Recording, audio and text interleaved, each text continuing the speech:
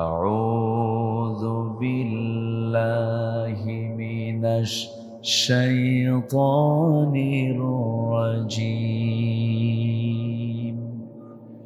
بسم الله الرحمن الرحيم.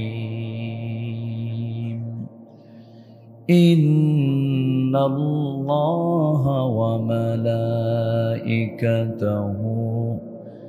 يصلون على النبي يا أيها الذين آمنوا صلوا عليه وسلموا تسليما.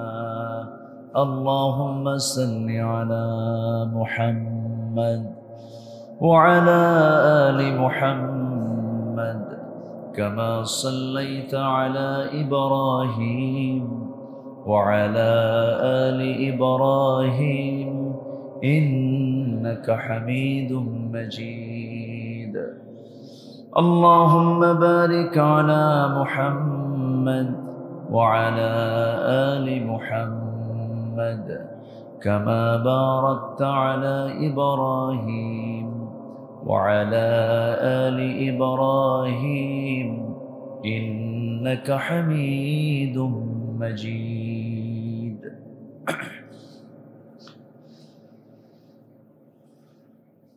সম্মানিত মুসল্লিবৃন্দ, আসসালামু আলাইকুম ওয়া রাহমাতুল্লাহি ওয়া বারাকাতুহু। সবাই কেমন আছেন? মহান রব্বুল আলামিনের শুকরিয়া যে মহান আল্লাহ সুবহানাহু ওয়া তাআলা আমাকে আপনাকে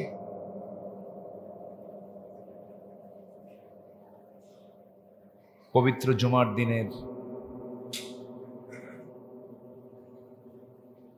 এত গুরুত্বপূর্ণ একটি মুহূর্ত, যে মুহূর্তে আল্লাহ তাআলার একটা হুকুম বাস্তবায়নের জন্য বান্দা সব হাজির হয়,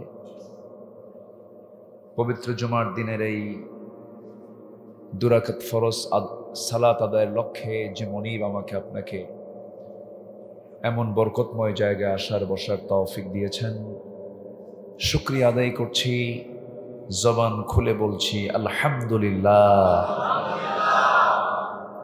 দরুদ পড়ছি প্রিয় নবীর শানে সরওয়ারে কায়নাত রাহমাতুল লিল আলামিন, সর্বকালের সর্বযুগের সর্বশ্রেষ্ঠ মহামানব রাসূল আকরাম নবী মুকাররম জনাবে মুহাম্মদুর রাসূলুল্লাহ সাল্লাল্লাহু আলাইহি ওয়াসাল্লাম। সম্মানিত উপস্থিতি, আমি বিগত জুম্মায় কোরআনে কারীমের 15টি নিষেধাজ্ঞা, এই পয়েন্টের উপরে আমি বিগত জুম্মায় কথা বলেছি। আজকে আমি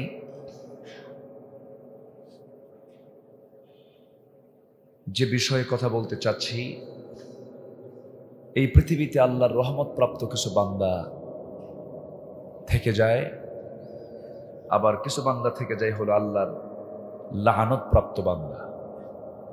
আমরা হতে চাই আল্লাহ তাআলার লানত প্রাপ্ত বান্দা না রহমত প্রাপ্ত বান্দা? রহমত প্রাপ্ত বান্দা। তো রহমত প্রাপ্ত বান্দা হতে হলে আমাকে আপনাকে সেই রহমতের পথে, বরকতের পথে আমাকে আপনাকে থাকতে হবে।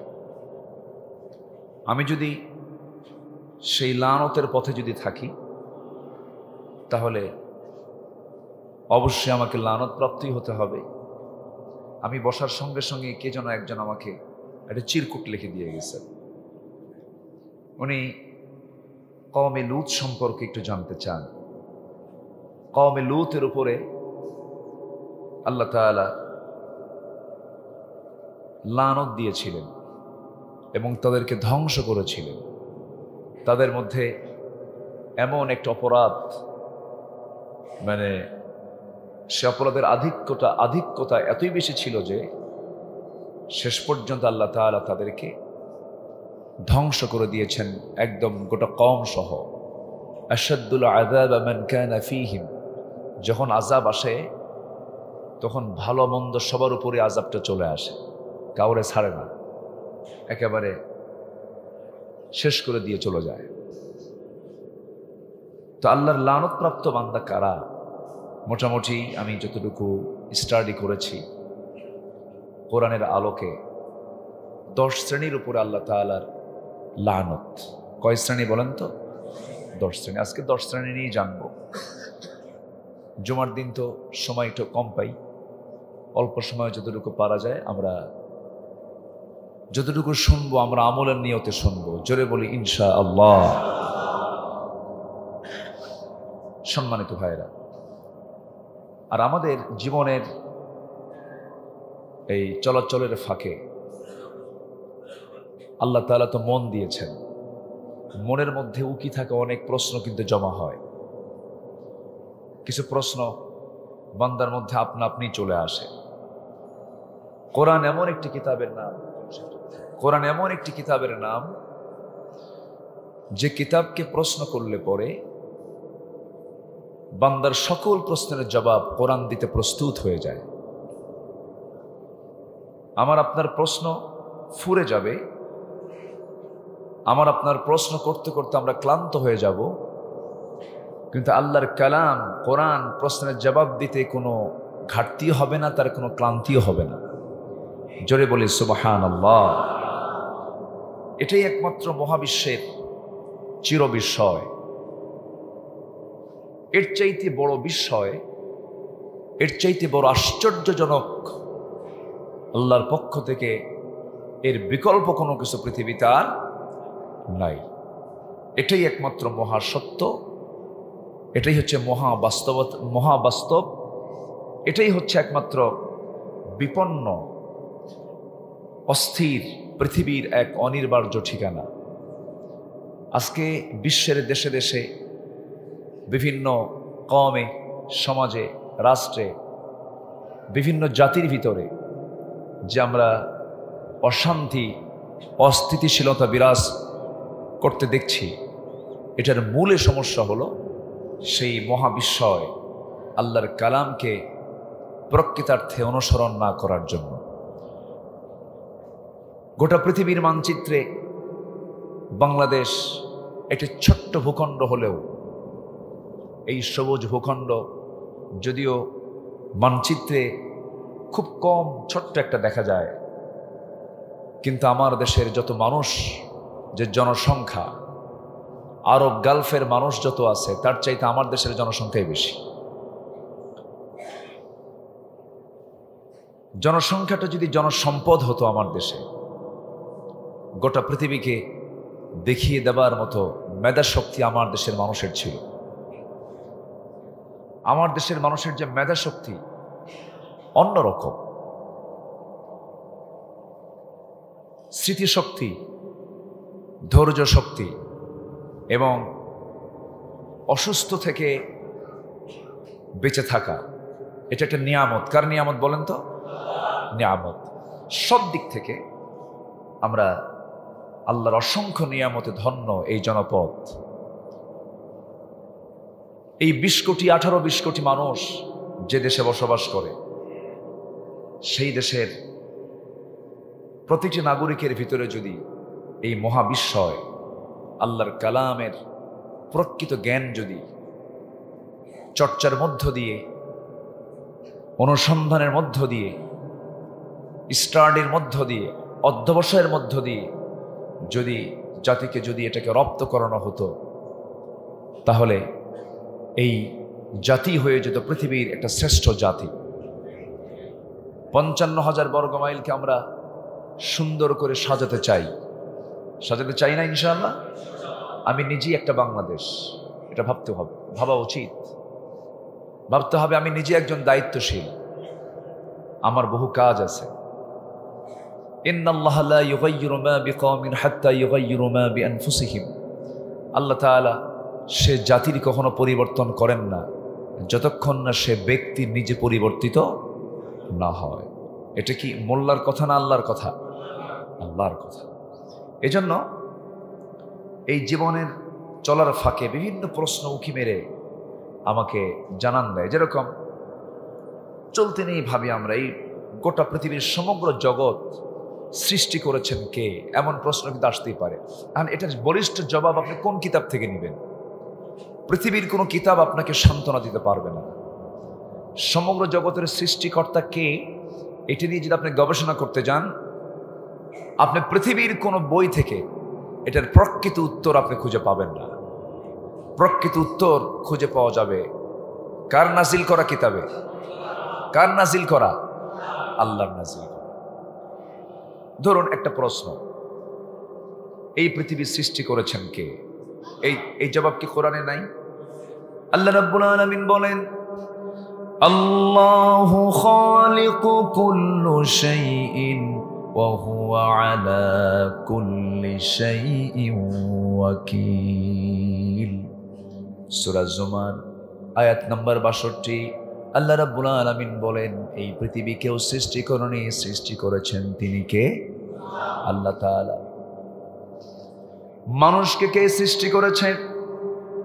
মানুষকে কেন সৃষ্টি করা হয়েছে? আল্লাহ রাব্বুল আলামিন সূরা যারিয়াতের 56 নম্বর আয়াতে আল্লাহ রাব্বুল আলামিন বলেন, ওয়া মা খালাকাতুল জিন্না ওয়াল ইনসা ইল্লা লিয়াবুদুন। জোরে বলুন আল্লাহু আকবার। নাম্বার 3, এই জীবন এবং মৃত্যু আল্লাহ তাআলা কেন দিয়েছেন? কি জন্য দিয়েছেন? জীবন দিলেন কেন? মৃত্যু দিলেন কেন? আল্লাযী খালাকাল মাউতা ওয়াল হায়াতা লিয়াবলুয়াকুম আইয়ুকুম আহসানু আমালান ওয়া হুয়াল আজিজুল গফুর। জোরে বলুন আল্লাহু আকবার। তিনি জীবন সৃষ্টি করেছেন, মৃত্যু সৃষ্টি করেছেন যেন তিনি বুঝে নিতে পারেন। উদ্দেশ্য হলো তোমাদের মধ্যে কোন কোন বান্দাগুলো ভালো ভালো কাজ করতে পারে, নেক কাজ করতে পারে। জীবন মৃত্যু সৃষ্টি করার মূল লক্ষ্য হলো খারাপ কাজ করা না, ভালো কাজ করা, ভালো কাজ করা। তাহলে জগৎ সৃষ্টির জবাব পেয়ে গেলাম, মানুষ কেন সৃষ্টি করা হয়েছে তার জবাব পেয়ে গেলাম, জীবন মৃত্যু কেন দিয়েছেন তার জবাব পেয়ে গেলাম। নাম্বার 4, এই উপদেশ, তোমার এই উপদেশ সমূহ কারা গ্রহণ করবে? আল্লাহ তাআলা যে উপদেশগুলো দিয়েছেন সবাই কিন্তু উপদেশ গ্রহণ করবে না। উপদেশ গ্রহণ করবে তারাই। সায়াযাক্কারু মান ইয়াখশা। এই কথাগুলো, এই উপদেশগুলো, আমার আল্লাহর বাণীগুলো এই সমস্ত বান্দাগুলোই শুনবে, গ্রহণ করবে। যে সমস্ত বান্দাগুলো কাউকে না ভয় করে, ভয় করবে কাকে? আল্লাহকে যারা ভয় করবে। নাম্বার 5 হলো, তোমাকে ভয় করে চললে পরে তার প্রতিদান কি, তার পুরস্কারটা কি? সূরা আলে ইমরানের 198 নম্বর আয়াতে মহান রব্বুল আলামিন বলেন, লাকিনাল্লাযীনা তাকাও রাব্বাহুম লাহুম জান্নাতুন তাজরি মিন তাহতিহাল আনহারু খালিদিনা ফিহা নুজুলাম মিন ইনদিল্লাহ ওয়া মা ইনদাল্লাহি খায়রাল লিল আবরার। জোরে বলুন আল্লাহু আকবার। আল্লাহর ভয় করলে পরে ওই সমস্ত বান্দার জন্য যার নিজ দিয়ে নহর প্রবাহিত এমন সুন্দর অকল্পনীয় জান্নাত আল্লাহ রাব্বুল আলামিন তাকে দিবেন। আর আল্লাহর পক্ষ থেকে বান্দার জন্য এর চাইতে উত্তম প্রতিদান আর দ্বিতীয়টা হতে পারে না। জোরে বলেন সুবহানাল্লাহ। নাম্বার 6 হলো, এই দুনিয়াতে তোমাকে ভয় করে চলতে গেলে তুমি কি কোনো বিপদের সম্মুখীন হবে নাকি? কোরআন তার জবাব দিচ্ছে, وَلَنَبْلُوَنَّكُمْ بِشَيْءٍ مِّنَ الْخَوْفِ وَالْجُوعِ وَنَقْصٍ مِّنَ الْأَمْوَالِ وَالْأَنفُسِ وَالثَّمَرَاتِ وَبَشِّرِ الصَّابِرِينَ।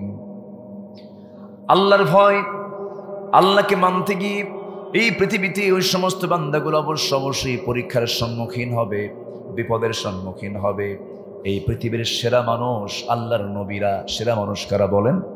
আল্লাহর নবীরা। তাদের চাইতে সেরা পৃথিবীতে কেউ আছে নাকি? আসতে বলবেন না, আছে নাকি? নাই। এই পৃথিবীতে সবচেয়ে সেরা মানুষ হচ্ছে আল্লাহর নবীরা। এই নবীদের জীবনে সবচেয়ে পরীক্ষা কম আসছে না বেশি আসছে? বেশি আসছে। আশাদ্দুন নাসি বালাউল আম্বিয়া ফাল আমসালু সুম্মাল আমসাল। এই পৃথিবীতে সবচেয়ে বেশি বালা মুসিবতের শিকার হয়েছেন হলো নবীরা। কারণ তাদের ঈমানও বড় ছিল, তাদের পরীক্ষাও বড় ছিল। ঈমান যার যত বড় হবে পরীক্ষা তার তত বড় হবে, এটাই হচ্ছে বাস্তবতা।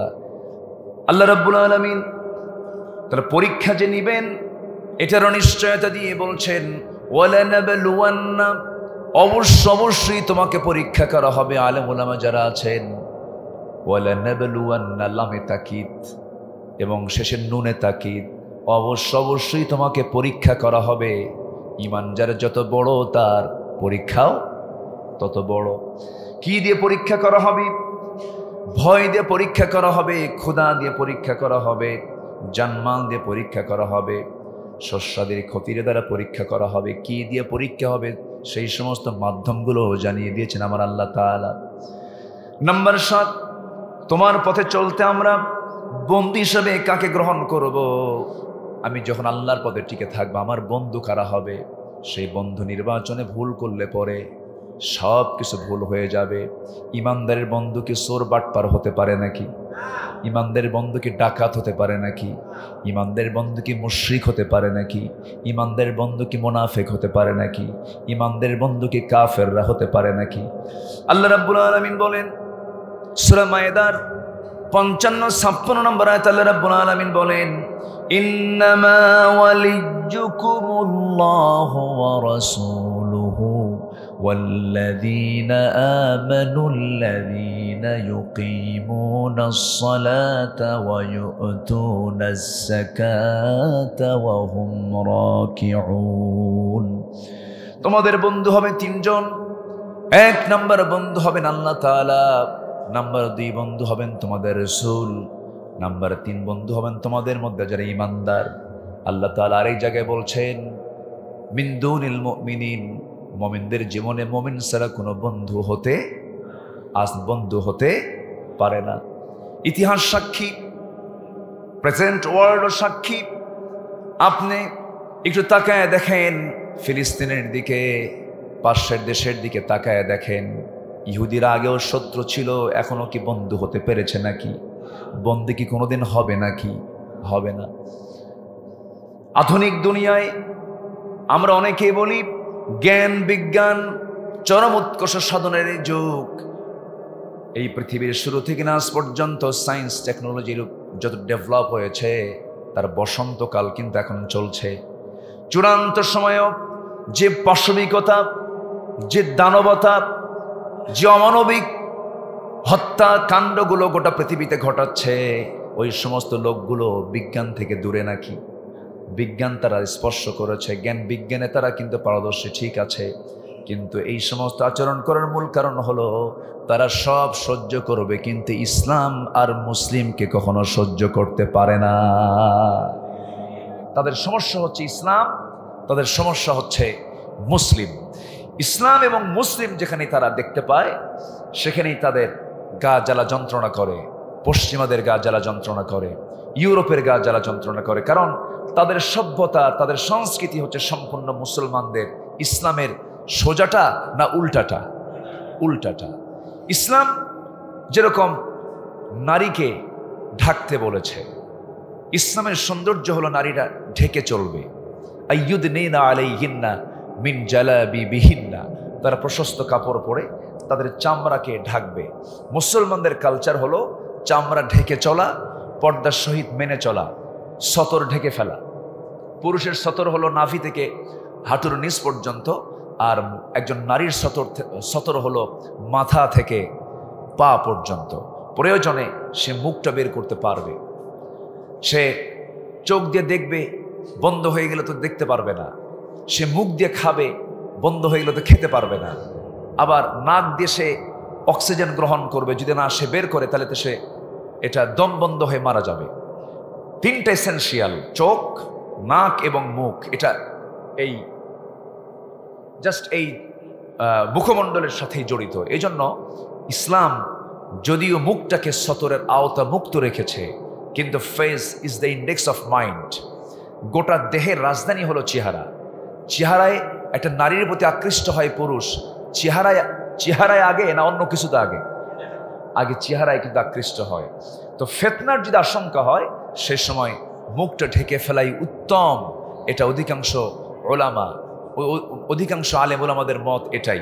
কিন্তু এটাকে আপনি সতরের আওতাভুক্ত বলতে পারবেন না। কিন্তু ঢেকে ফেলাটাই ফিতনা থেকে বাঁচার একমাত্র মাধ্যম। তাহলে যেখানে ইসলাম বলছে তোমরা ঢেকে চলো, তোমরা পর্দার বিধানটাকে মেনে চলো, ইসলাম এতটুকুই সতর্ক করেছে মেয়েদের যে ভিতরের যে পোশাক, এই পোশাকটাও পরপুরুষের চোখে পড়বে এমন জায়গায় সে কাপড়টাও নেড়ে দেওয়া ঠিক না, জায়েজ নেই। ইসলাম এতটুকু সতর্ক করে দিয়েছে। তাহলে পশ্চিমাদের মধ্যে কি এমন সভ্যতা আছে? আসতে বলবেন না আছে? তাহলে আমাদের সঙ্গে তাদের একটা দ্বন্দ্ব হবেই, এতে কোনো সন্দেহ আছে? যদি আজকে পর্দার বিধান যদি চালু হয়ে যায়, ওদের বড় বড় বেহায়াপনার বিজনেস বন্ধ হয়ে যাবে, ওদের অশ্লীল নাটক বন্ধ হয়ে যাবে, ফিল্ম ইন্ডাস্ট্রিজ বন্ধ হয়ে যাবে, ওদের ব্যবসায় ভাটা পড়বে, ওদের মদের বোতল বন্ধ হয়ে যাবে। এই যে crore crore dollar, million billion dollar তাদের যে বাৎসরিক যে ইনকাম, সেই ইনকাম থেকে তারা বঞ্চিত হোক, এমন কাজ কি তারা কখনো মেনে নেবে? অতএব তারা কি ইসলাম এবং মুসলমানদের পক্ষে কাজ করতে পারে? এই জন্য মুসলমানদের বন্ধু কখনো অন্য ধর্মের মানুষ হতে পারে। অনেকগুলো কারণ আছে, এর মধ্যে জাস্ট শর্ট করে আমি একটা অংশ বলে ফেললাম। একটা লিস্ট আছে, গোটা পৃথিবীতে বড় বড় ব্যবসা। আমি আজকে সময় পাবো না, আমি মূল লক্ষ্যে আমি যেতে পারবো না। আমি পরবর্তী জুম্মায় যদি সুযোগ হয় আমি বলবো পশ্চিমাদের সঙ্গে মুসলমানদের দ্বন্দ্বের মূল কারণগুলোকে। ফিনান্সিয়াল দিক থেকে ওরা দেউলিয়া হয়ে পড়বে।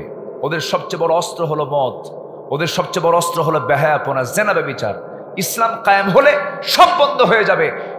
সেই স্বার্থে ইসলাম এবং মুসলমানকে তারা কখনো সহ্য করতে পারবে না, এটা মাথায় রাখতে হবে সম্মানিত ভাইরা।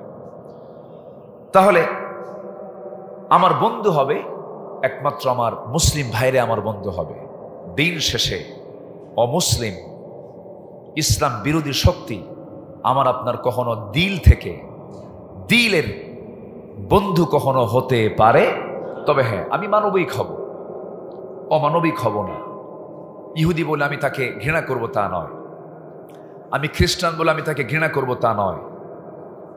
আমার কাজ হলো আমার উত্তম চরিত্র দিয়ে তাদেরকে উপস্থাপন করা, আমার উত্তম চরিত্রের মধ্য দিয়ে তাদেরকে আকৃষ্ট করা। গোটা পৃথিবীতে শ্রেষ্ঠ জাতি কারা? মুসলমান। বলেন শ্রেষ্ঠ জাতি কারা? আচ্ছা, শ্রেষ্ঠ জাতি যদি মুসলমান হয়, তা শ্রেষ্ঠ চরিত্র হতে হবে কাদের? মুসলমানকে মডেল হতে হবে। মুসলমানের কথা, মুসলমানদের জবান, মুসলমানদের চলা, মুসলমানদের চরিত্র গোটা পৃথিবীর মডেল হিসেবে উপস্থাপন করতে হবে। গোটা পৃথিবী জয় করতে হলে সবার আগে নিজের চরিত্রকে আগে সুন্দর বানাতে হবে মুসলমান, তাহলেই পৃথিবী জয় করা সম্ভব। আমার নবীজি মক্কা বিজয়ের দিন যে মক্কার মানুষগুলো, কওমের লোকগুলো রাসূলকে ঘাড় ধাক্কা দিয়ে বের করে দিয়েছিল, মক্কায় ঢুকে রাসূল বললেন, আজকের দিনে আমি প্রতিশোধ নিতে আসিনি, আমি সবাইকে মাফ করে দিলাম। জোরে বলি সুবহানাল্লাহ। মাফ করে দেওয়ার এই মানসিকতা একমাত্র ইমানদার রাখে। আমার কথা কি ক্লিয়ার? মাফ করে দেওয়ার এই মানসিকতা একমাত্র কে রাখে? ইমানদার রাখে। ইমানদার ছাড়া মাফ করে দেওয়ার মানসিকতা মানুষের মধ্যে নেই। মানুষ তো জিদ্দি, মানুষ তো ত্বরাপ্রবণ, মানুষ তো প্রতিশোধ পরায়ণ, মানুষের যে বাস্তব যে নেচার। কিন্তু এই নেচারগুলোকে চেঞ্জ করতে হলে চেঞ্জ হবে একমাত্র ইমানের মাধ্যম দিয়ে। কি দিয়ে বলেন তো? ইমানের মাধ্যম দিয়ে। সম্মানিত ভাইয়েরা, আমার নবীজি মক্কা বিজয় করলেন, 10 বছর পর তিনি তার জন্মভূমিতে ঢুকলেন, বললেন আমি সবাইকে মাফ করে দিলাম। মাফ করে দিয়ে উনি নিজেকে আত্মগোপন করে ফেললেন, নিজের পরিচয় আড়াল করলেন। আত্মগোপন আড়াল করলেন, আড়াল করে ভাবতেছেন দেখি কার কোন সমস্যাগুলো আছে, কার কোন প্রবলেমগুলো আছে। হঠাৎ করে তার চোখে দৃষ্টিগোচর হলো চামড়া ভাঁজ হয়ে যাওয়া একজন বয়স্ক নারীর মাথার উপরে সে নিয়েছে বেশ কিছু বড় একটা গাঁটটি, একটা বোঝা মাথায় নিয়ে সে পিছনে একবার তাকায় আর সামনে যায়, পিছনে একবার তাকায় আর সামনে যায়। আমার নবী যেটা অবলোকন করি বলেন, মহিলা বুড়িমা আপনার কি প্রবলেম বলেন তো? কে বাবা, মুহাম্মদ এবং মুহাম্মদের লোক মক্কায় ঢুকছে, শেষ করে ফেলবে। কারে কয়? কারে বলতেছে? রসুলকে বলতেছে। আমার রসুল বলেন তাই সব শেষ করে ফেলবে? হ্যাঁ, সব শেষ করে ফেলবে। তাহলে এখন কি করবেন আপনি? আমি চলে যাচ্ছি, আমি মক্কা ছেড়ে আমি গ্রামের দিকে চলে যাচ্ছি। মক্কা তো রাজধানী, মক্কা কি এই পৃথিবীর সবচেয়ে দামি জায়গায় জন্ম নিয়েছেন মুহাম্মদ সাল্লাল্লাহু। আজও প্রেজেন্ট ওয়ার্ল্ডের সবচেয়ে দামি জায়গা কোনটা? মক্কা মুকাররমা। পৃথিবীর সবচেয়ে বড় কনস্ট্রাকশন মক্কা। পৃথিবীতে যত কনস্ট্রাকশন আছে, পৃথিবীতে যত বিল্ডিং আছে, যত আপনার বড় বিল্ডিং দেখেন, সবচেয়ে বড় কনস্ট্রাকশন হচ্ছে আল মক্কাতুল মুকাররমা। আল্লাহু আকবার। আমেরিকাতে নাই, জার্মানিতে নাই, ইউরোপে নাই, কোথাও নাই। মক্কা মুকাররমার যে কনস্ট্রাকশন সবচেয়ে বড় কনস্ট্রাকশন এখনো চলমান আছেই। তো সেই জায়গার সবচেয়ে কাছের বাসিন্দা হচ্ছেন মুহাম্মদ সাল্লাল্লাহু। রসুলকে বের করে দেওয়া হয়, রসুল সেই ঢুকলেন, সব গ্রামের দিকে চলে যাচ্ছে। বুড়ি মহিলাকে বলেন, মা কষ্ট যদি হয় একটু আমি বলি কি, টোপলাটা আমারে দেন, গাট্টিটা আমারে দেন। বিশ্বনবী বলতেছেন, চিন্তা করেন। নিজের মাথায় নিয়ে গন্তব্যে পৌঁছায় দিলেন। গন্তব্যে পৌঁছায় দিয়া আমার নবী যে সেই জায়গা থেকে ফেরত আসতেছিলেন, এমন সময় বুড়ি মহিলা আস্তে করে ডাক দিয়ে বলছে, তোমার পরিচয় না পাওয়া পর্যন্ত আমি তোমারে ছাড়বো না। সঙ্গে সঙ্গে রাসূল বলছেন মুস্কি হাসি মেরে, আপনি যে পুরুষ, আপনি যে লোকটার জন্য ভয়ে থরথর করে কাঁপতে কাঁপতে মক্কা ছেড়ে গ্রামে আসলেন, সেই যুবক হলাম আমি, যুবক মুহাম্মদ। আল্লাহু আকবার। মহিলার বুঝতে দেরি হলো না, মহিলা কালিমা পরে মুসলমান হয়ে গেছে। আমার ভাইয়েরা, ইসলাম বিজয় হবে শুধু অস্ত্র দিয়ে নয়, ইসলাম বিজয় হবে শুধু জনসংখ্যা দিয়ে নয়, ইসলাম বিজয় এসেছে যুগে যুগে উত্তম চরিত্র ইমানের মধ্য দিয়া। জোরে কোন ঠিক কিনা? এই জন্য নিজের আত্মসংশোধন করার দরকার, সবার আগে না সবার পরে? সবার আগে না সবার পরে? নিজ নিজ জায়গা থেকে আমরা যদি সচেতন হই, কোন ষড়যন্ত্র করে আমাদেরকে ক্ষতি সাধন করতে পারবে না। আমরা নিজ নিজ জায়গা থেকে আমরা সচেতন হব। জোরে বলি ইনশাআল্লাহ। আচ্ছা, তো নাম্বার 8 হচ্ছে, যদি চলার পথে কোনো ভুল করি, ভুল হয় কিনা বলেন? আসতে বলবেন না, ভুল হয় কিনা বলেন? ভুল হয়। মাফ চেয়ে নেব কার কাছে? আল্লাহর কাছে। সেই সুযোগ দিয়েছেন কে? আল্লাহ তাআলা। ভুল হবে আমার, মাফ করবেন কে? সে ভুলের কিন্তু একটা মাত্রা আছে, মানে মাফ করার মতো ভুল। আপনি একজনের থাপ্পড় মারছেন, তার বিরুদ্ধে কি ফাঁসির রায় দেবে? না। আর আপনি একজনকে খুন করছেন, কি হবে? তাহলে অপরাধ তো দুইটাই, কিন্তু দুই অপরাধের শাস্তি কি একরকম না ভিন্ন রকম? ভিন্ন রকম। কিছু কিছু ভুল আছে যে ভুলগুলো আল্লাহ রাব্বুল আলামিন মাফ করে দিবেন। মহান রাব্বুল আলামিন এত সুন্দর আশাব্যঞ্জক আয়াত দিয়েছেন। গোটা কোরআনের বা থেকে শুরু করে নিয়ে সিন পর্যন্ত যত আয়াত আছে, এর মধ্যে সবচাইতে আশা সঞ্চার করে এই একটা আয়াত। সূরা জুমার মুখস্থ রাখবেন। সূরা জুমারের 53 নম্বর আয়াত আল্লাহ রাব্বুল আলামিন বলেন, কুল ইয়া ইবাদিয়াল্লাযীনা আসরাফু আলা আনফুসিহিম লা তাকনাতু মির রাহমাতিল্লাহ ইন্নাল্লাহা ইয়াগফিরুয যুনুবা জামিআ। জোরে বলুন আল্লাহু আকবার। ও বান্দা, নিজেদের উপরে যা বাড়াবাড়ি করেছো, যে ভুলভালগুলো করেছো, হতাশ হয়ো না। আমার কাছে চোখের পানি ফেলে ক্ষমা চাও। তুমি বান্দা, তোমার গুনাহ যত বড়, আমার রহমত তার চেয়ে অনেক বেশি বড়। আমি তোমাকে মাফ করে দিলাম। তো আমাদের মাফ পাওয়ার জায়গা একটা আছে না নাই? কে? আসতে বলবেন না, কে তিনি? তোমার পথে কি নাম্বার 9? আমরা কি সাহায্য পাবো নাকি? তোমার পথে চলতে গেলে আমরা কার সাহায্য পাবো তুমি আল্লাহ বলে দাও। আল্লাহ নিজে বলছেন ওয়া কানা হাক্কান আলাইনা নাসরুল মুমিনিন। সূরা রুম 47 নম্বর আয়াতে আল্লাহ রাব্বুল আলামিন বলছেন, বান্দা শোনো, শুধু সাহায্য করব না, সাহায্যটা আমার জন্য ওয়াজিব হয়ে যাবে তোমাকে। জোরে কান সুবহানাল্লাহ। অবশ্যই সাহায্য করবেন। তিনি কে? তিনি আছেন না নাই? তিনি কি সাহায্য করতে পারেন? তিনি কি সাহায্য করেন? 5 অগাস্টে কি সাহায্য করেছিলেন? চোখের সামনে আমরা দেখেছি, ইতিহাস করেছেন। কোন জুলুম টিকসই হয় না, কোন জুলুম টিকতে পারে না। সরাসরি মদদ নাজিল করেন তিনি কে? আল্লাহই নাজিল করেন, আল্লাহই পারেন। তোমাদের জন্য যথেষ্ট কে? কে বলেন? নাম্বার 10 প্রশ্ন। নাম্বার 10, তুমি কি আমাদের জন্য যথেষ্ট হবে? আল্লাহ হয়তো আল্লাহকে প্রশ্ন করছেন, আল্লাহ জবাব দিচ্ছেন। অকালু হাসবুনাল্লাহু নি'মাল ওয়াকিল ওয়া নি'মাল মাওলা ওয়া নি'মান নাসির। হাসবুনাল্লাহু নি'মাল ওয়াকিল নি'মাল মাওলা ওয়া নি'মান নাসির। সূরা আলে ইমরান 173 নম্বর আয়াত। যথেষ্ট। কারো গার্জিয়ানি লাগবে না, কারো অভিভাবকত্ব লাগবে না। গার্জিয়ান হিসাবে একমাত্র কে যথেষ্ট? আমার আল্লাহ। আমার ওয়ানাহনু আকরাবু ইলাইহি মিন হাবলিল ওয়ারিদ। বান্দা, আমি তোমার স্কন্দ শিরার চেয়েও নিকটে থেকে যাই। কারো কাছে চাইও না, আমার কাছে চাও, আমি তোমার সব চাওয়া পূরণ করে দেব। জোরে বলে সুবহানাল্লাহ। এখন আপনি আল্লাহকে প্রশ্ন করছেন, আল্লাহ তোমার পথে সবচেয়ে উত্তম কথা এবং কাজ কোনটা? তুমি একটু আমারে শিখায় দাও। কোরআন কি জবাব দেয় না? কোরআন কি জবাব দেয় না? আমি এই পর্যন্ত 10টা প্রশ্নের জবাব কিন্তু কোরআন থেকে দিলাম। মোট 13টা প্রশ্নের জবাব দিই। লানত প্রাপ্ত বান্দা কারা, সেই দিকে আস্তে আস্তে যাচ্ছি। মনে আছে তো আপনাদের? লানত প্রাপ্ত বান্দা কয়জন? 10টা। বলেন তো কয়টা? 10টা। এদিকে 13টা পয়েন্ট আমি শেষ করে আমি মূল পয়েন্টের দিকে আস্তে আস্তে চলে যাচ্ছি।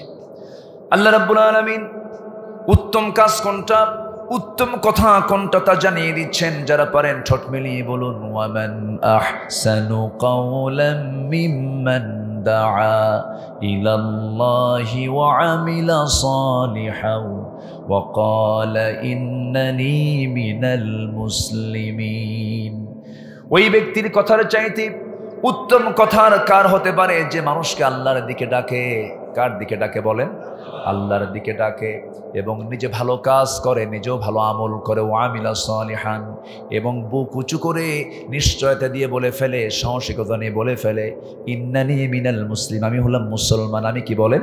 মুসলমান। আমাদের প্রথম পরিচয় হলো বাঙালি, বাংলাদেশি না মুসলমান? আরো জোরে, আরো জোরে, আরো জোরে, আরো জোরে।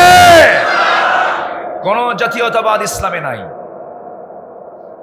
যারা ভৌগোলিক জাতীয়তাবাদে বিশ্বাসী, ভাষাভিত্তিক জাতীয়তাবাদে বিশ্বাসী, তাদের ঈমান প্রশ্নের সম্মুখীন। বিশ্বাস করা যাবে না। মুসলমানদের নির্দিষ্ট কোনো ভূখণ্ড নেই। মুসলমানদের ভূখণ্ড হলো গোটা দুনিয়ার মুসলমান। ইন্নামাল মুমিনুনা ইখওয়া। এদের কোনো দেশ, কোনো জাতি, এরকম কোনো কিছু নেই। গোটা পৃথিবীর মুসলমান একটা দেহের মতো, বলেছেন মুহাম্মদ সাল্লাল্লাহু আলাইহি ওয়াসাল্লাম। ভৌগোলিক জাতীয়তাবাদ স্টাডি করবেন, এগুলো স্টাডি করা দরকার। ঈমান ছিনতাই করার জন্য কিছু লোক আছে না নাই? জাতীয়তাবাদী চেতনা, ধর্মনিরপেক্ষ মতবাদী চেতনা, সমাজতান্ত্রিক চেতনা, এই সমস্ত সব চেতনাগুলো পুঁজিবাদী চেতনা, সব নাস্তিকবাদী চেতনা। ইসলামের কোনো সম্পর্ক নাই এর সাথে। এগুলো সব কবর রচনা করতে হবে। কি রচনা করতে হবে? কবর। কারণ তারা রচনা করেছে কার বিরুদ্ধে? আইন রচনা করেছে আল্লাহর বিরুদ্ধে। এটা বিশ্বাস রাখতে হবে। এটাই হচ্ছে ঈমান। এটা কি বলেন তো? ঈমান। নাম্বার 12, এরপরেও যদি কেউ তোমার অবাধ্য হয়, আনুগত্য না করে, তাহলে তার জন্য তোমার কি ফায়সালা? আল্লাহকে আপনি প্রশ্ন করছেন। যদি কেউ আল্লাহকে না মানে, রাসূলকে না মানে, কিতাবকে না মানে, আল্লাহর আইনকে, বিধানকে, কানুনকে না মানে, ফৌজদারি দণ্ডবিধিকে না মানে, চুরি, হত্যা, খুন, এটার শাস্তি ইসলাম দিতে পারে, এটাকে যদি না মানে, তাহলে এরপরে তাদের ব্যাপারে তোমার কি ফায়সালা আল্লাহ তুমি বলো তো। আল্লাহ তাআলা সূরা নিসার 14 নম্বর আয়াতে তা ক্লিয়ার করে বলেছেন। আল্লাহ রাব্বুল আলামিন বলেন, ومن يعص الله ورسوله ويتعد حدوده يدخله نارا خالدا فيها وله عذاب مهين জোরে বলুন আল্লাহু আকবার। এরপরেও যারা আল্লাহ এবং রাসূলের সঙ্গে যারা নাফরমানি করবে, ওয়াতাআদ্দা হুদুদাহু, সীমা লঙ্ঘন যারা করবে, আল্লাহ রাব্বুল আলামিন বলছেন আমি তাকে স্থায়ী জাহান্নাম দিয়ে দেব এবং মারাত্মক অপমানজনক আযাব তাকে আমি স্পর্শ করাবো, সে জাহান্নামের বাসিন্দা হয়ে যাবে। কার কথা? আসতে বলবেন না, কার কথা? আল্লাহর কথা। আমি গতকালকে এই আয়াতের উপরে সূরা নিসার 14 নম্বর আয়াতের উপরে গতকাল আমার মাহফিল ছিল হলো। গোটা চট্টগ্রাম শুধু নয়, আমি গোটা দেশেই গিয়েছি। 19 দিন ব্যাপী একটি সিরাত মাহফিল হয় চুনতিতে, চট্টগ্রামের লোহাগাড়া। 19 দিন ব্যাপী এই বিশাল এই মাহফিলের গতকাল ছিল হলো 13তম দিন। তারা আমাকে তাদের মাহফিলে নিতে চায় 2013 সাল থেকে। আজকে 2024-এ তাদের সে আশা পূরণ হলো। আমাকে তারা দাওয়াত দিতে চায় কিন্তু নিতে পারে না। কেন নিতে পারে না? কিছু বাতিল শক্তি তারা চায় না হক কথা সমাজে প্রচার হোক। এমন অপশক্তি 10 বছর ধরে ডিস্টার্ব করেছে। লোহাগাড়ায় চট্টগ্রামে ঢুকতে পারিনি 10 বছর, সাতকে নিয়ে যেতে পারিনি, কুমিল্লার 14 গ্রাম যেতে পারিনি, সাতক্ষীরায় যেতে পারিনি। পাবনায় 2014 সালে একটা গন্ডগোল সৃষ্টি হয়েছিল, সেখান থেকে 2024 সাল পর্যন্ত 10 বছর ঢুকতে দেওয়া হয়নি। কোরআন প্রচারে যারা বাধা সৃষ্টি করে, এদের চাইতে বড় জালিম আর পৃথিবীর কেউ হতে পারে না। সম্মানিত ভাইয়েরা, আমরা একটি অনুকূল পরিবেশ ফিরে পেয়েছি কোরআন শোনার, বোঝার, স্টাডি করার। আমরা এটাকে কাজে লাগাবো। জোরে বলি ইনশাআল্লাহ। আমরা সবাই একদিন হয়ে যাব কার মেহমান? তো মেহমান হয়ে গেলে আল্লাহ যেন মেহমানদারি করতে পারেন এমন যোগ্যতা হাসিল করার দরকার আছে না নাই? আপনার 5 নাম্বারই নাই। আপনি 5 যে নেবেন, আপনি আল্লাহর সঙ্গে যে সাক্ষাৎ করবেন, আল্লাহ তো বলে দিচ্ছেন শর্ত হলো আমার সঙ্গে সাক্ষাৎ করবি। শর্ত আছে। সূরা কাহাফ পড়। শুক্রবারের সূরা হলো কি? সূরা কাহাফ। সূরা কাহাফটা পড়ো। শেষ দিকে আমি আল্লাহ তাআলা কি বলেছি? আল্লাহ তাআলা বলছেন ফামান কানা ইয়ারজু লিকাআ রাব্বিহি ফালইআমাল আমালান সালিহান ওয়ালা ইউশরিক বিইবাদাতি রাব্বিহি আহাদা। জোরে বলুন আল্লাহু আকবার।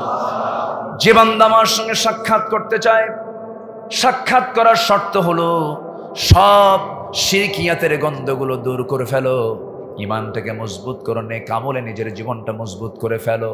যার জীবনে সুন্দর চরিত্র আছে, সুন্দর চরিত্রের ওজনটা সবচেয়ে বেশি হবে। ফামাইয়া'মাল মিসকালা যাররাতিন খায়রান ইয়ারা। সেই দিন যাররা পরিমাণ সব কিছু হিসাব কিসাব হয়ে যাবে।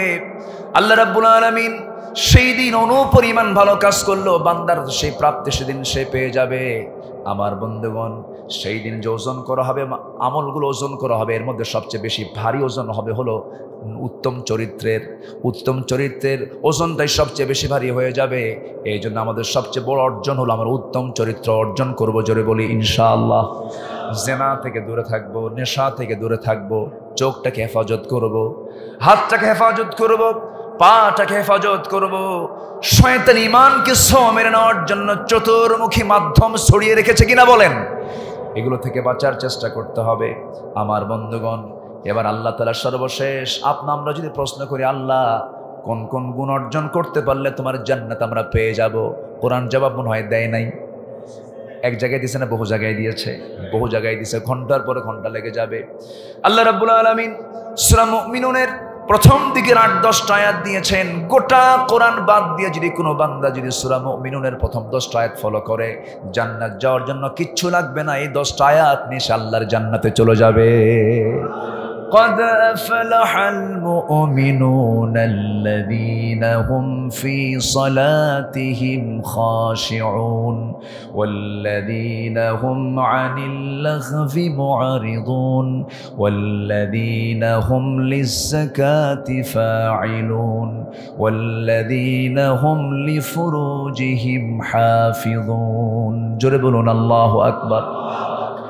নামাজটা কন্টিনিউ করবি, নামাজটা মনোযোগের সঙ্গে আদায় করবে, জিহবার লাগাম টেনে ধরবে, এরপরে লজ্জাস্থানের হেফাজত করবে। আমার বন্ধুগণের পরে কি করবে? আমানত ঠিক রাখবে, ওয়াদা ঠিক রাখবে, নামাজটা সুন্দর করে আদায় করবে। আল্লাহ বলছেন আমি তাকে জান্নাতের চাবি তুলে দেব। জোরে বলুন সুবহানাল্লাহ। সম্মানিত ভাইয়েরা, কিন্তু আমানতের তো খেয়ানত হয়। মুরিদের হক পীর আদায় করে না, রোগীর হক চিকিৎসক আদায় করে না। কি আমি কি ভুল বলছি? আমি কি ভুল বলছি? প্রত্যেকটা জায়গায় হক লঙ্ঘিত গুনাহ আছে না নাই? ইমানদার কি হক লঙ্ঘিত গুনাহ করতে পারে? সম্মানিত ভাইয়েরা, আমরা আমাদের আমলগুলোকে নেক আমলে রূপ দেব। জোরে বলি ইনশাআল্লাহ। সমস্ত আমলগুলো যদি ভুল হয় এগুলোকে কারেকশন করে সঠিক আমলের দিকে আমরা এগিয়ে যাব। জোরে বলি ইনশাআল্লাহ। এত সিজার হয়, সিজারের সংখ্যা এখন কম না বেশি বলেন তো? বাচ্চা পেটে আসা মানে 1 লক্ষ টাকা হাতে নিতে হবে। হসপিটালে ঢুকলেই কোনো কথা নাই, কসাই একটা আছে, কসাইগিরি করে এটা রিপোর্ট বের করে বলবে যে সিজার ছাড়া কোনো উপায় না। আচ্ছা কোন তো মানুষ ছাড়া কোনো প্রাণীর কি সিজার হয়? জন্ম পদ্ধতি তো সব মখলুকের মধ্যেই আছে, মানুষ ছাড়া যত প্রাণী আছে কোনো মখলুকের কি কোনো সিজার হয়? কে করেন? কে করে দিয়েছেন? আল্লাহ। দেখবেন কোন ডাক্তারের বইয়ের কিন্তু সিজার লাগে না, কমই লাগে। আমি ভুল বলতেছি কিনা জানি না। তারপরে ডাক্তারের বইয়ের সিজার লাগে না, হুজুরের বাড়িতে মিলাদ হয় না। কি কথা কি বুঝতেছেন আপনারা? হুজুরের বাড়ি কিন্তু মিলাদ হয় না, কিন্তু জানে যে এই মিলাদ দিয়ে কি হবে, এটা হুজুর জানে, জন্য নিজে মিলাদ পড়ায় না। নাম্বার 3 হলো পীরের বউ কখনো পীরের মুরিদ হয় না, কারণ জানে আমার পীর কত নাম্বার লুচ্চা। কথা কি বোঝা গেল? বিষয়গুলো বুঝতে হবে, বুঝে শুনে পা ফেলতে হবে। আমার আমল না মানে আমাকে যেতে হবে। আমি কাউকে ধোকাবাজি দেব না, ধোকাবাজিতে ফেলবো না, নিজেও ধোকাবাজি করব না। ইমানদার কখনো প্রতারক ধোকাবাজ হতে। আল্লাহ আমল করার তৌফিক দান করুন। আমার দেশের পীর মুরিদের কি অবস্থা! এক মুরিদ পীরের সামনে দাঁড়ায় আছে, সামনে গাছ, ডাব গাছ, প্রচন্ড প্রখর রোদ, দিনের বেলা। পীর বলতেছে মুরিদ ডাব খাওয়া লাগতো, একটু ওঠো গাছে। হুজুর এত বড় বেয়াদবি, আপনি নিচে থাকবেন আমি গাছের উপরে উঠবো? আরেকজন দিদা পাড়াইছে, ডাব সামনে আসার পর বলছে তুমি এটা কাটো। হুজুর এটা কেমন কথা হয়? এটা কি আমার জন্য কাটা মানায়? তো কাটছে, হুজুর নিজেই কাটছে। এবার বলতেছে ঠিক আছে তুমি এখন এটা খাও। হুজুর 2 হুকুম অমান্য করছে, এই হুকুম অমান্য করলে তোমার মুরিদগিরি থাকবে না, দেন খাই। কথা কি বোঝা যায়? এগুলো আমানতদারিতা নয়, এগুলো ইখলাসের আমল নয়। আমরা ইখলাসওয়ালা হব, মুখলেস হব। জোরে বলি ইনশাআল্লাহ। আল্লাহ সবাইকে কবুল করে, জোরে বলি আমিন। আল্লাহ তাআলার লানত হচ্ছে 10 শ্রেণীর উপর। 1 নম্বর হচ্ছে যারা জমিনে বিপর্যয় সৃষ্টি করবে। জমিনে বিপর্যয় সৃষ্টি করার মতো লোক আছে না নাই? আছে না নাই বলেন? আছে। যারা পাহাড় কেটে সোজা করে, এটা কি জমিন বিপর্যয় নয়? পাহাড় কাটে, এই যে পাহাড়ি ঢল নামে, গতকাল আমার মাহফিল ছিল ওই অঞ্চলেই ছিল। এই যে বৃষ্টি, পাহাড়িয়া অঞ্চলের বৃষ্টিগুলো যদি হয়, আশেপাশে যারা পাহাড়ের আশেপাশে থাকে তারা কি নিরাপদে না বিপদে? বিপদে। বিপর্যয় সৃষ্টির লম্বা ব্যাখ্যা আছে। তো এই বিপর্যয় সৃষ্টি যারা করবে এবং আত্মীয়তার বন্ধন যারা ছিন্ন করবে, আল্লাহ তাআলা বলছেন আমি তাদের প্রতি লানত বর্ষণ করবো। যেরকম নাউযুবিল্লাহ। এটা কি আমার কথা না আল্লাহর কথা? আল্লাহর কথা। আত্মীয়তার বন্ধন ছিন্ন করে এমন লোক তো আজকে সমাজে নাই। ভাই ভাই মিল নাই, বোনের বাড়িতে কোনো খবরই রাখে না। বোন দোষটা কি? বোন বাপের বাড়ির সম্পদ যা পাইতো নিয়ে গেছে, এই জন্য রাগের ঠেলায় ভাই বোনের বাড়িতে যায় না। দেখছেন কারণটা? দেখছেন? এরকম ভাই বোনের সম্পর্ক ছিন্ন করা আছে না নাই? আল্লাহ বলছে আমার লানত ওদের উপরে। মারাত্মক ব্যাপার, কিন্তু সবাই কিন্তু ধরা খেয়ে যাচ্ছি। আল্লাহ রাব্বুল আলামিন বলেন ফাহাল আসাইতুম ইন তাওয়াল্লাইতুম أن تفسدوا في الأرض وتقطعوا أرحامكم জমিনে যারা বিপর্যয় সৃষ্টি করবে, আত্মীয়তার বন্ধন যারা কেটে ফেলে দেবে, তাদের উপরে কার লানত বলেন? দুই ভাইয়ের মধ্যে সেই ভাইটাই সবচেয়ে উত্তম, যে ভাইটা আগায় গিয়ে বলে ভাই আমরা মিল হয়ে যাই, সেই বান্দাটা আল্লাহর কাছে উত্তম। যেরকম সুবহানাল্লাহ। নাম্বার 2 হলো সীমালঙ্ঘন যারা করবে তাদের উপর আল্লাহর লানত। সীমালঙ্ঘন করার মতো লোক আছে না নাই? আসতে বলবেন না, আছে না নাই? ব্যক্তি জীবনের সীমালঙ্ঘন, সামাজিক জীবনের সীমালঙ্ঘন, রাষ্ট্রীয় জীবনের সীমালঙ্ঘন, বিচার কর্তৃনের সীমালঙ্ঘন আছে না নাই? আছে। আল্লাহ রাব্বুল আলামিন তাদের ব্যাপারে বলেছেন, লুইনাল্লাযীনা কাফারু মিন বানি ইসরাঈলা আলা লিসানি দাউদ ওয়া ঈসা ইবনে মারইয়াম যালিকা বিমা আসাউ ওয়া কানু ইয়াতাদুন। জোরে বলুন আল্লাহু আকবার। সীমালঙ্ঘন যারা করবে লুইনা, তাদের প্রতি লানত করা হবে। নাম্বার 3 হলো আল্লাহর সত্যকে, সত্যবাণীকে যারা গোপন করবে তাদের প্রতি কার লানত? আল্লাহর লানত। ইন্নাল্লাযীনা ইয়াকতুমুনা মা আনজালনা মিনাল বায়্যিনাত ওয়াল হুদা মিন বা'দি মা বায়্যানাহু লিন-নাসি ফিল কিতাব উলাইকা ইয়ালআনুহুমুল্লাহ ওয়া ইয়ালআনুহুমুল লাঈনুন। যারা আমার আয়াতকে যারা গোপন করবে, লুকোচুরি করে আমার আয়াতকে যারা তাদের পছন্দ মতো গ্রহণ করবে আবার বাদ দিয়ে দেবে, যারা আড়াল করবে, আল্লাহ বলছেন তাদের উপরে সোজা আমি আল্লাহ আমার লানত। আল্লাহর লানত যদি পড়ে তার জন্য কপালে আছে জাহান্নাম না জান্নাত? জান্নাত না জাহান্নাম? জাহান্নাম আছে। নাম্বার 4, বিনা কারণে যারা মুমিনদেরকে হত্যা করবে, ومن يقتل مؤمنا متعمدا فجزاؤه جهنم خالدا فيها وغضب الله عليه ولعنه وعد له عذابا عظيما। সূরা নিসা 13 নম্বর আয়াত। যারা ইচ্ছা করে কোন মুমিনকে যারা হত্যা করবে, আল্লাহ রাব্বুল আলামিন বলছেন তাদের জাযা হলো জাহান্নাম। তাদের উপর আল্লাহর লানত, আল্লাহর ক্রোধ তাদের উপরে বর্ষণ হবে, তাদের জন্য মহাশাস্তি বরাদ্দ আছে। কার কথা? আল্লাহর কথা। আজকে মুমিনদেরকে হত্যা আছে না নাই বলেন? আছে না নাই? আছে। নাম্বার 5 হলো মুনাফিক কাফিরদের উপর আল্লাহর লানত। যারা মুনাফিক হবে এবং কাফের হবে তাদের উপরে কার লানত? আল্লাহর লানত। আল্লাহ রাব্বুল আলামিন বলেন, وعد الله المنافقين والمنافقات والكفار نار جهنم خالدين فيها هي حسبهم ولعنهم الله ولهم عذاب مقيم। যারা মুনাফিক হবে, যারা কাফের হবে তাদের উপর আল্লাহ তাআলা লানত বর্ষণ করেন। আল্লাহ তাআলা কুফরি থেকে, নিফাকতা থেকে, বক্রতা থেকে, হিপোক্রিসি থেকে, কপটতা থেকে আল্লাহ তাআলা এই জাতিকে, আমাকে, আপনাকে হেফাজত করুন। জোরে বলি আমিন। আচ্ছা, মুনাফিকি কি এর আগে বহু আলোচনা করেছি। মুনাফিক, কাফের, এই সমস্ত চরিত্র আজকে মুসলমানদের মধ্যেও আছে না নাই বলেন তো? আছে। এগুলোকে বাদ দিতে হবে। তাছাড়া লানত পড়বে কার? আল্লাহর লানত পড়বে।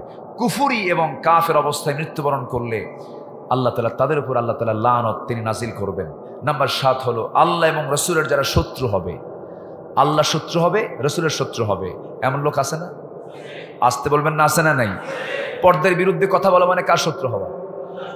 আল্লাহর কোরআনের কোন আইনকে অমান্য করা মানে কার শত্রু হওয়া? আল্লাহ রাসূলের শত্রু হয়ে যাওয়া। আল্লাহ তাআলা সোজা সাপটা বলছেন সূরা আহজাবের 57 নম্বর আয়াতে। আল্লাহ রাব্বুল আলামিন বলেন, ইন্নাল্লাযীনা ইউযুনাল্লাহা ওয়া রাসূলাহু লা'আনাহুমুল্লাহু ফিদ দুনিয়া ওয়াল আখিরাহ ওয়া আ'আদ্দা লাহুম আযাবান মুহিনা।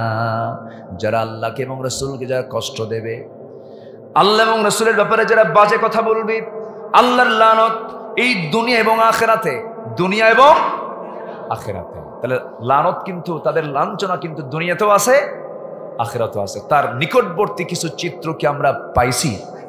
কিছু পাইছি কি আমরা? পেয়েছি। ও আদালাহুম আযাবাম মুহিনা, এবং যন্ত্রণাদায়ক শাস্তি, তো অপমানজনক শাস্তি তাদের জন্য বরাদ্দ আছে মৃত্যুর পরে। এরপরে নাম্বার 8 হলো অঙ্গীকার যারা ভঙ্গ করবে তাদের জন্য লানত, আল্লাহর আয়াতের যারা অবমাননা করবে তাদের জন্য লানত। নাম্বার 9 হচ্ছে আল্লাহর সম্পর্কে মিথ্যা রচনাকারী, আল্লাহর সম্পর্কে মিথ্যা কথা বলে, বাজে কথা বলে, বোঝে না, এরকম জাতীয় কথাবার্তা বলে যারা, তাদের উপর আল্লাহ লানত। মুমিনা নারীর উপরে যারা মিথ্যা অপবাদ দেয়, না জেনে না বুঝে একটা সতীসাধ্যী নারীকে মিথ্যা অপবাদ দেওয়ার মতো কিছু কুলাঙ্গার আছে না, কিছু বদমাইশ আছে না? আল্লাহ তাআলা সূরা নূরে একটা স্পেশালি ওই মেয়েদের জন্য তাদের পক্ষে আল্লাহ তাআলা একটা আয়াত উপহার দিয়েছেন। ইসলাম নারীকে ঠকাইছে না জিতাইছে? ইসলাম নারীকে মর্যাদার উচ্চাসনে সমাসীন করেছে। নারীরা বোঝে না, নারীবাদী আন্দোলনের যারা নামে মাঠে রাস্তায় যারা চলে ওরা বোঝে না ইসলাম নারীকে কি সম্মান দিয়েছে। একমাত্র পৃথিবীতে সম্মান দেওয়ার একমাত্র দিন হচ্ছে ইসলাম। আলহামদুলিল্লাহ বলেন। কিতাবগুলো দিবেন, সূরা নূর শিখায় দিবেন, সূরা আহজাব শিখায় দিবেন। এই সমস্ত আয়াতগুলো সূরাগুলো মেয়েদের হাতে তুলে দিবেন তাফসীর সহ, বন্ধের হাতে তুলে দিবেন তাফসীর সহ, স্ত্রী হাতে তুলে দিবেন তাফসীর সহ। উনি আপনাকে গাইড করবেন, উনি আপনাকে পরামর্শ দিবেন। আল্লাহ প্রত্যেক ঘরে ঘরে আয়েশা, সুমাইয়া, খাদিজার মতো মা পয়দা করে দাও। আল্লাহ রাব্বুল আলামিন বলেন সর্বশেষ লানত পড়বে তাদের উপরে, ইন্নাল্লাযীনা ইয়ারমুনাল মুহসানাতিল গাফিলাতিল মুমিনাত লুইনু ফিদ দুনিয়া ওয়াল আখিরাহ ওয়া লাহুম আযাবুন আযীম। যারা মুমিনা নারীদের প্রতি যারা মিথ্যা অপবাদ দেবে তাদের উপর কার লানত, আল্লাহর লানত। আল্লাহ এই সমস্ত লানত প্রাপ্ত যারা হবে তাদের আচরণ, তাদের কর্ম থেকে আমাদেরকে হেফাজত করুন। জোরে বলি আমিন, আরো জোরে আমিন, আরো জোরে আমিন। সময় তারও বহু আগে শেষ হয়ে গেছে, ঠেলে ঠুলে নিয়ে আসলাম। যতটুকু হয়েছে আমরা বলে ফেলি আলহামদুলিল্লাহ। জোরে বলি আলহামদুলিল্লাহ। অনেক সচেতন আপনারা। আমি শ্রোতাদের, মুসল্লিদের চোখের দিকে তাকালে আমি বুঝি আপনাদের পালস একটু হলেও তো বোঝার ক্ষমতা এই 12-13 বছরে আল্লাহ তাআলা আমাকে দিয়েছেন। তো আল্লাহ তাআলা আপনাদের সমস্ত সেন্সকে, অনুভূতিকে ইসলামমুখী বানায় দেন, কোরআনমুখী বানায় দেন, দিলের ফিকিরের সাথে আল্লাহর জিকিরটা যুক্ত করে দেন। জোরে বলি আল্লাহুম্মা আমিন। দিলের ফিকিরে কার জিকির? আল্লাহর জিকিরকে আল্লাহ তাআলা সংযুক্ত করে দেন। সবাইকে আল্লাহওয়ালা বানান, সবাইকে নবীওয়ালা বানান, সবাইকে কোরআনওয়ালা বানান, সবাইকে দ্বীনওয়ালা বানান, সবাইকে দরদি মন বানান, সবাইকে হিংসা মুক্ত মন বানান। সবার দিলের মধ্যে মুহাব্বত, পারস্পরিক সম্প্রীতি, উদারতা, সকল সংকীর্ণতা দূর করে চিত্তকে প্রশস্ত করার তৌফিক দান করুন। জোরে বলি আল্লাহুম্মা আমিন।